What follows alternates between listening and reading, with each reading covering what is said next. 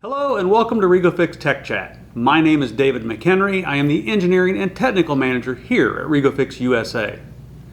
Today, let's talk about high-performance tooling and how to clean them. Now, if you've watched previous tech chats, you've seen me talk about high-performance tooling. And I normally group them into three different holders, being PowerGrip, Shrinkfit, and then hydraulic as well. So the question becomes what is really needed when it comes to clean these tool holders, or what's recommended by different manufacturers? If you go online and you watch a lot of the videos, a lot of people will talk about, hey, there's no need to clean a Shrinkfit holder or a hydraulic holder because of the design, and that can get really misleading. So let's dive in a little deeper and let's talk about what the manufacturers actually say. Let's start off with hydraulic holders. Now, a hydraulic holder, works very simply. You put the Allen wrench into the set screw and you tighten it up and it grabs a hold of the cutting tool by expanding the internal bladder. Really brief explanation there. But what about cleaning? If you look down the ID, and this is a shrunk tool holder, look down the ID, you're going to see a spiral that's been made down the ID.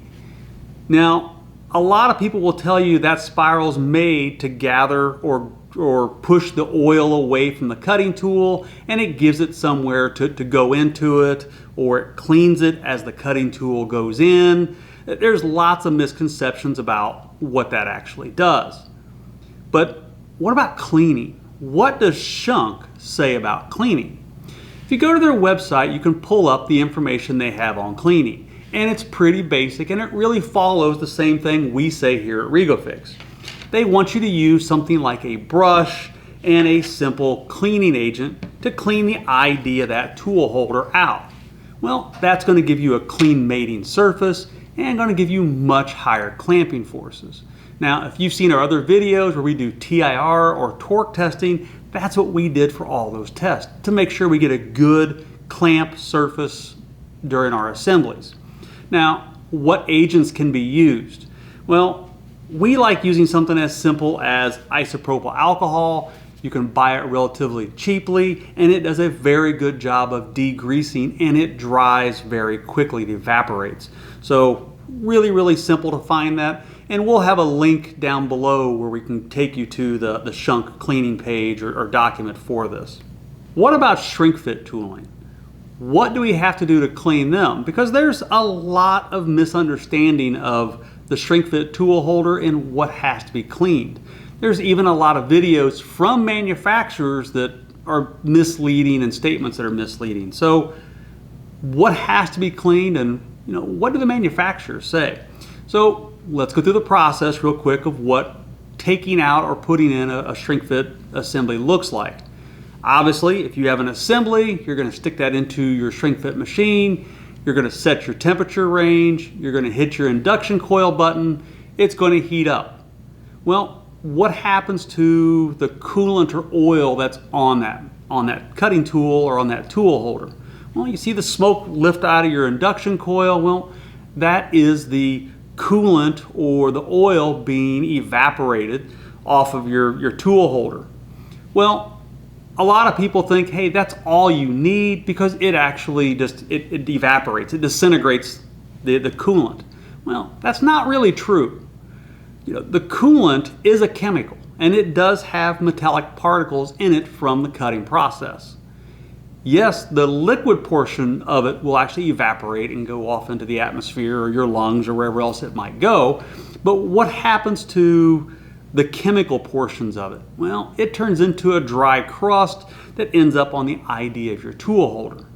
That's why, do another quick, simple internet search, you end up at Heimer and you end up with their instructions.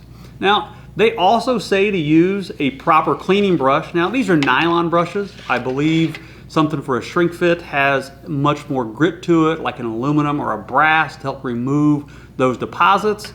They say clean the ID, and they say use something like a brake cleaner or a cold cleaner. Again, I still like alcohol because it evaporates, and most shops can use that. But they say to clean it, and they do that for a reason. They don't want you to have deposits on the inside of the ID that are going to affect your clamping force or your TIR. So really brief explanation on that. So far, both hydraulic and Shrinkfit both require cleaning for proper assembly. Now we're on to PowerGrip. So what does PowerGrip require for cleaning? Well, it's pretty much the exact same thing you have for the other two high-performance systems. We want you to clean the ID of the collet with a brush and some cleaner, and then we have a simple cleaner and paper system to clean the ID of the tool holder out. Now, you can use something as simple as the cleaner or lint-free towels just to get all the oil and grease off the ID of the tool holder, the OD of the collet, and the ID of the collet. So it's a quick cleaning with something like isopropyl, some simple brushes, and a little air blast, and you are good to go for any of these assemblies. So when we talk about cleaning, you are wanting to use a high-performance system that's going to give you 3 microns of TIR and high clamping force. If you're not cleaning them, you shouldn't expect to get those kind of results. The only way to get the results that we or other people recommend or say you're going to get with their tooling is to make sure it's clean top to bottom. We've covered how to clean the tapers in previous episodes, and we're going to show you how to clean the spindles in future episodes. My name is David McHenry. Thank you for watching.